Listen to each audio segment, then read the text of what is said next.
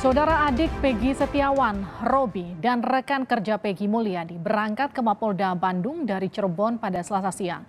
Mereka akan diperiksa untuk memberikan kesaksian posisi Peggy saat pembunuhan Vina di Cirebon terjadi. Keduanya akan memberikan kesaksian bahwa Peggy Setiawan berada di Bandung untuk bekerja saat Vina dan Eki dibunuh 27 Agustus 2016 lalu. Sementara untuk satu saksi lain yang dipanggil atas nama Iwan tidak berangkat ke Mapolda Jabar. Hingga kini total jumlah saksi yang meringankan bagi Peggy menjadi 7 orang. Pulang sebelum peristiwa pembunuhan berarti paling tidak menguatkan Peggy bahwa Peggy di Bandung sudah lama. Karena ketemu dengan Pak Yadi ini menyaksikan langsung kerja bareng di sana, kan? Kalau yang diingat pulang sebelum terjadi pembunuhan berarti jauh sebelum hari pembunuhan juga Peggy Setiawan berada di sana. Sejak ditetapkan tersangka, ibu dari Peggy Setiawan baru pertama kali menjenguk anaknya di sel tahanan Polda Jawa Barat Selasa siang. Ibu Peggy, Kartini, menyatakan di depan awak media kalau anaknya tidak terlibat di kasus pembunuhan Vina dan Eki 8 tahun silam.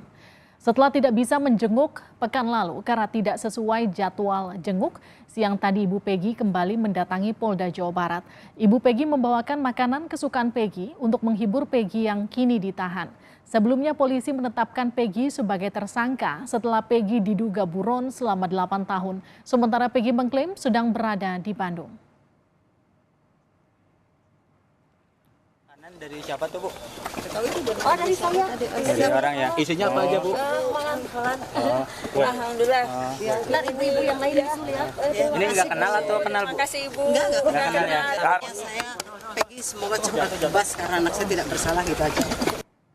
Saudara eks terpidana kasus pembunuhan Vina, Saka Tatal, menyatakan sosok Peggy Setiawan yang ditangkap berbeda dengan foto DPO polisi. Kuasa hukum Peggy Setiawan menyebut hal ini jadi bukti kekeliruan polisi dan meminta kliennya dibebaskan. Siapa? Tahu enggak? Karut-barut kasus pembunuhan Vina Eki masih terus menjadi sorotan masyarakat. Terbaru, eks terpidana kasus pembunuhan Vina, Saka Tatal, menyatakan sosok Peggy Setiawan yang ditangkap berbeda dengan foto DPO polisi. Foto DPO Peggy alias Peron sempat ditunjukkan oleh polisi kepada Saka Tatal 2 pekan lalu. Menurut Saka, berdasarkan foto yang diperlihatkan polisi dengan Peggy berbeda jauh. Waktu 2 minggu yang lalu ada kepolisian dari Polres Cirebon dan Polda Bandung datang ke rumah dan menanyakan bahwa yang DPO tersebut dan dikasih tahu foto-fotonya dan nama-namanya. Yang ini foto-fotonya dan sampai yang difoto yang ditangkap yang sekarang itu beda jauh. Yang boleh diceritakan yang Saka lihat di foto itu seperti apa? Ciri-cirinya. Ciri-cirinya tuh dari muka sama dari telinga aja udah beda. Telinga katanya kan bersingan. Oh, di foto bolong. Yang dilihatin itu ya. Oke. Sama dari muka udah beda. Sama Peggy yang sekarang. Pada saat itu kan ada 3 DPO dan salah satu Peggy Setiawan ini katanya hitam, kemudian pendek dan juga rambutnya keriting. Nah di situ ada nggak ciri-ciri itu? Ada. Oh, rambutnya keriting. Rambutnya keriting. Tapi yang Peggy yang sekarang ditangkap itu beda jauh sama yang difoto yang ditunjukkan oleh pihak kepolisian. Oke, berarti itu sangat beda jauh ya Saka ya? Beda jauh. Tidak sesuai dengan foto yang dilihatin ya. Menanggapi pernyataan Saka, kuasa hukum Peggy Setiawan, Yudhya Alamsyah, menyebut hal ini menjadi bukti kekeliruan antara Peggy Setiawan yang ditangkap dan DPO pembunuhan bernama Peggy. Kuasa hukum Peggy meminta Polda Jawa Barat segera membebaskan kliennya. Lepaskan segera Peggy Setiawan karena klien kami bukanlah pelakunya. Ya, dan tunjukkan dari penyidik ini, publikasikanlah foto yang telah diperlihatkan kepada Saka Tatal ke publik, biar publik pun ikut mencari keberadaan Peggy Setiawan atau Egi atau Peron yang... Adik Peggy Setiawan, Luciana, juga membenarkan apa yang disampaikan Saka Tatal tentang perbedaan foto DPO Peggy dengan sosok Peggy yang ditetapkan tersangka oleh polisi. Luciana juga menyebut Peggy berada di Bandung bukan di Cirebon saat kasus pembunuhan Vina dan Eki pada 27 Agustus 2016. Ya, alhamdulillah karena emang Peggy tidak bersalah dan Saka juga sudah mengatakan bukan Peggy ini pelakunya. Begitu Saka juga tahu gitu pelaku yang ditunjukkan polisi sama yang ditangkap itu sangat jauh berbeda. Artinya pengakuan Saka ini membuktikan itu berarti teh. Iya. Lalu harapannya apa? Ya harapannya kepada pihak kepolisian mohon bebaskan kakak saya kan karena kakak saya tidak bersalah. Polisi akan memanggil 3 saksi meringankan untuk Peggy Setiawan besok. 1 diantaranya adalah adik Peggy, Robi Setiawan. Tim Liputan, Kompas TV. Saudara, beberapa saksi hari ini diperiksa yang diyakini penasihat hukum Peggy Setiawan akan memberikan keterangan alibi bagi Peggy saat kasus pembunuhan Vina terjadi 2016 silam. Bagaimana kesaksian itu bisa mempengaruhi status hukum Peggy di masa datang? Kita akan bahas bersama Kapolda Jawa Barat 2016 hingga 2017, Anton Carlian. Pak Anton, selamat malam. Selamat malam, Mbak Lipi. Kita juga akan sapa Marwan. Siap, kita juga akan sapa Marwan Iswandi, penasihat hukum Peggy Setiawan. Pak Marwan, selamat malam. Selamat malam Jenderal. Saya ke Pak Marwan dulu ya, Pak Anton ya. Pak Marwan, jadi apa kesaksian yang meringankan Peggy hari ini yang bisa meyakinkan pihak kepolisian untuk melepaskan Peggy dari tahanan? Yang hari ini Mbak ya, kebetulan saya hari ini tadi ke DPR Mbak, DPR RI saya Mbak, laporan ke Komisi 3. Yang ke Bandung itu adalah tim yang lain. Iya, alibi apa yang kemudian bisa dibangun dari 7 saksi totalnya ya Pak Marwan? Ya, semuanya menguatkan dari kesaksian itu mengatakan kalau si Peggy Setiawan ini yang klien kami berada di Bandung. Dan banyak lagi diperkuat oleh petunjuk-petunjuk lain. Kenapa saya bilang petunjuk-petunjuk lain? Saya sudah membaca Mbak putusan dari pengadilan. Putusan pengadilan itu mengatakan Mbak ya, kalau Peggy yang dimaksud adalah Peggy alias Peron, bukanlah Peggy Setiawan. Itu satu. Yang kedua, pada tanggal 27 setelah kejadian, saya bertanya kepada ibunya, apakah pihak kepolisian datang ke sini? Dijawab sama ibu, ada, cuma 1 kali. Setelah itu tidak pernah datang lagi. Saya tanya, Peggy Setiawan ada di mana? Peggy Setiawan ada di Bandung. Kalau memang benar Peggy Setiawan yang melakukan, pasti polisi akan mengejar ke sana. Itu satu, Mbak. Yang kedua yang saya tanyakan juga, di putusan pengadilan, di sana dikatakan Mbak ya, Andi Dhani itu melakukan pemukulan dan melakukan pemerkosaan. Sementara Peggy alias Peron, tapi perlu digarisbawahi, Peggy atau Peron itu bukanlah klien kami. Dia hanya membuka baju dan meraba payudara dan mencium, tidak memperkosa. Yang ketiga, dia menusuk daripada korban ini menggunakan samurai pendek. Saya membaca di dalam putusan juga penyebab kematian tersebut bukan karena tusukan. Nah ini makanya saya di sini saya sampaikan bukan berarti saya mengatakan Peggy alias Peron adalah klien kami. Peggy klien kami adalah Peggy Setiawan. Di sini kami mengatakan dan kami berkeyakinan klien kami adalah salah tangkap. Untuk itu kami minta kepada pihak kepolisian. Tadi saya datang ke Komisi 3. Bukan berarti saya minta Komisi 3 untuk mengintervensi pihak kepolisian, tetapi Komisi 3 tersebut adalah representatif kami, perwakilan kami, agar memonitor perkara ini, Mbak. Baik. Oke, Mbak.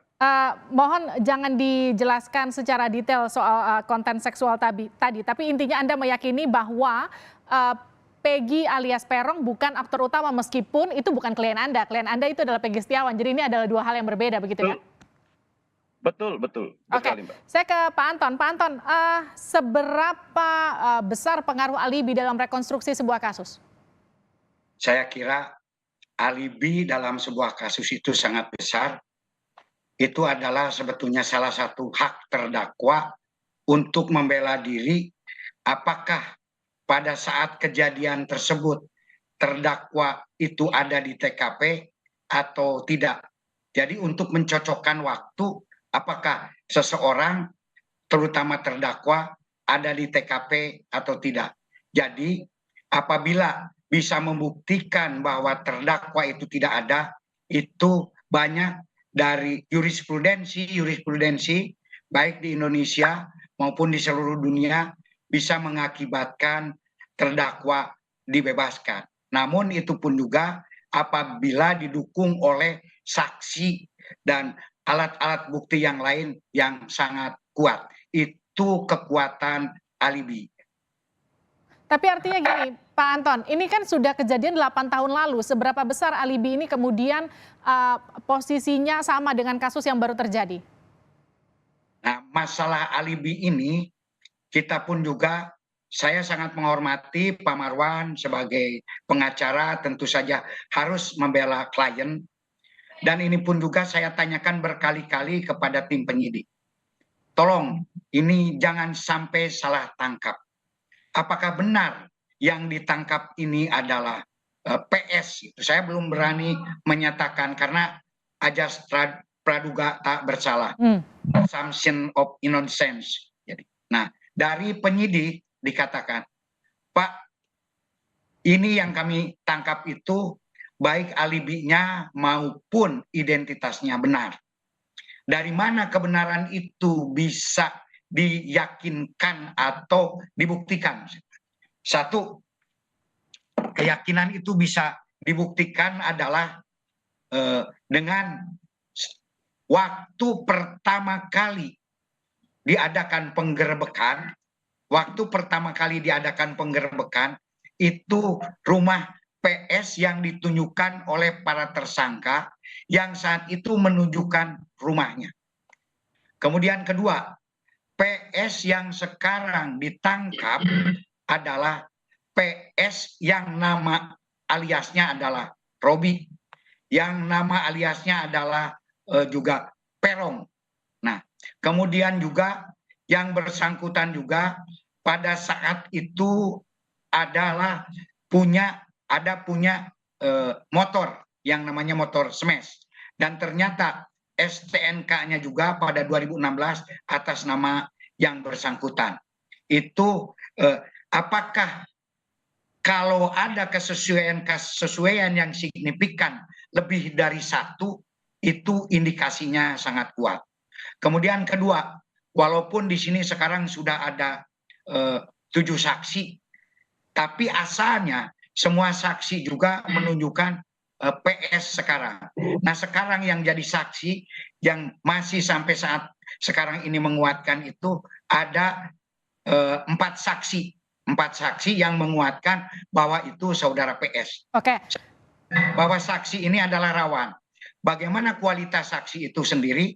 Kualitas saksi itu sendiri dikatakan bahwa itu adalah temannya, teman SD-nya, teman SMP-nya. Baik. Kenapa ijazah itu disita? Karena untuk menunjukkan bahwa benar tidak yang bersangkutan ini satu SD, satu SMP dengan saksi yang ada. Oke, Pak Anton, maaf saya potong, tapi kan paling tidak setidaknya itu butuh 2 alat bukti untuk menetapkan seseorang, bukan begitu? Jadi memang kesaksian itu diakui, tapi tidak hanya kesaksian saja untuk menetapkan seseorang itu jadi tersangka. Betul begitu kan, Pak Anton? Betul sekali, itu namanya bukti yang cukup atau bukti permulaan yang cukup. Satu saksi bukan saksi, ulus testis, nulus testis. Di sini ada saksi yang disebut keterangan saksi. Ada juga saat itu keterangan daripada alat-alat bukti yang lain. Alat bukti yang lain apa? 1 ijazah, baik, 2 motor, gitu kan. Ini saksinya pun juga lebih dari 1, dan petunjuk-petunjuk bahwa telah terjadi kejadian tersebut, dan yang menyatakan bahwa PS ada di TKP itu. Anton, mohon maaf, ini saya potong lagi. Motor itu kan tidak bisa dijadikan barang bukti langsung ketika terjadi kasus pembunuhan ataupun penganiayaan terhadap Vina. Betul, tetapi itu salah satu petunjuk bahwa pada saat itu ada motor tersebut. Oke, sekarang gini. Bukan langsung, tetapi yang berhubungan dengan saat itu adalah bukti petunjuk. Tetapi yang langsung itu kan ada mandau, ada juga bambu atau balok, kemudian juga ada baju yang ada bercak darahnya. Pak Anton, mohon izin, ini kan kalau kita bicara motor itu kan sebetulnya bisa dimodifikasi, bisa dikatakan mirip secara visual, itu kan harus dikonfirmasi dari nomor polisi, dari nomor rangka untuk betul meyakini bahwa itu adalah motor yang sama, bukan begitu Pak? Betul sekali, dan ini sudah diidentifikasi juga oleh tim penyidik, gitu kan. Bahwa pada tahun 2016 mempunyai motor smash, walaupun motor itu sendiri kan bisa dirubah setiap waktu, setiap saat sekarang ini. Baik. Makanya ini pun juga akan nanti diklarifikasi apakah tajam atau tidak. Tapi yang paling penting sebetulnya kalau untuk menunjukkan alibi sekarang ini bisa melalui IT. Oke. Pak Anton, maaf saya potong ya. Kita bergeser ke kesaksian Saka Tatal, mantan narapidana yang sempat diberikan foto oleh pihak kepolisian DPO yang saat itu dianggap Peggy alias Perong. Yang dikatakan oleh Saka Tatal yang hari ini diperiksa di Polda Jawa Barat menyatakan foto yang diberikan pihak kepolisian saat itu ketika masih jadi DPO beda dengan fotonya Peggy Setiawan. Bagaimana dengan hal ini? Kalau hal tersebut kan ini makanya saya tanyakan, bagaimana kualitas saksi itu sendiri? Kualitas saksi itu adalah teman SD-nya, teman SMP-nya. Kalau teman SD, teman SMP tentu saja sudah sangat mengenal betul yang bersangkutan. Dan juga saksi di dekat SMP 11 itu sendiri kenal betul dengan yang namanya PS. Dan ini sudah ditunjukkan melalui tata cara tersendiri. Apakah betul yang ditangkap ini yang bersangkutan? Nah, sampai saat ini mengatakan bahwa yang ditangkap saat ini menurut para penyidik adalah benar sebagaimana yang disebutkan dalam DPO. Pak Anton, saya ke pengacara ya, saya ke Pak Marwan. Pak Marwan, dengan apa yang disebutkan dan dijelaskan Pak Anton tadi, Anda masih yakin klien Anda bisa dibebaskan? Mohon izin Jenderal, saya berseberangan sama Jenderal. Tidak apa-apa. Jadi gini Jenderal, mohon izin Jenderal. Mohon izin Jenderal, gini Jenderal, saya juga mantan auditor militer. Ya, saya pernah menyidangkan tentara. Jadi gini Jenderal, kalau saya lihat seharusnya Jenderal, seharusnya ini kasus jadi kemarin itu kan kasus kalau memang mau dituduhkan kepada Peggy Setiawan, kita cek itu kan ada yang menurut keterangan saksi-saksi itu Peggy itu menusuk menggunakan samurai. Seharusnya samurai itu dicocokkan. Ada nggak sidik jarinya Peggy Setiawan ini di samurai? Kalau ada, nah itu baru kita nggak bisa mengelak lagi. Ini tidak ada. Dan satu, yang kedua, seharusnya di bajunya Peggy, katanya kan si Peggy itu mengapit daripada korban ini di motor. Seharusnya ada bekas darah di baju Peggy, seharusnya dites DNA-nya. Ini tidak ada. Kalau hanya sebagai ijazah, hanya kakak, hanya motor, itu tidak ada hubungan sama perkara ini. Ini menurut saya begitu, Jenderal. Oke, Pak Marwan. Itu tanggapan saya. Pak Marwan, saya mau tanyakan soal surat yang kabarnya orang tua Peggy ingin bersurat ke Presiden. Itu apa yang kemudian diharapkan dari orang tua Peggy? Dibebaskan langsung? Ya, kita minta dibebaskan dan ditutup perkara ini. Bukan hanya dibebaskan, memang orang ini tidak bersalah kok. Tidak ada bukti menguatkan, Mbak, untuk perkara ini. Makanya saya bilang, berulang kali saya sampaikan ke rekan-rekan wartawan. Udah tutup aja, perkara ditutup aja, jangan dipaksakan. Nanti siapa yang memegang, kalau memang dilimpahkan kejaksaan, oke. Kalau memang kejaksaan berani untuk memegang bola panas ini, kami siap menghadapinya. Baik. Saya teruskan saja, Mbak. Saya tertarik sekali, Mbak, untuk membantu dalam perkara ini. Kita tunggu nanti perkembangan kasusnya. Terima kasih Pak Marwan, terima kasih Pak Anton sudah bergabung di Sapa Indonesia Malam. Sehat-sehat selalu. Terima kasih atas waktunya.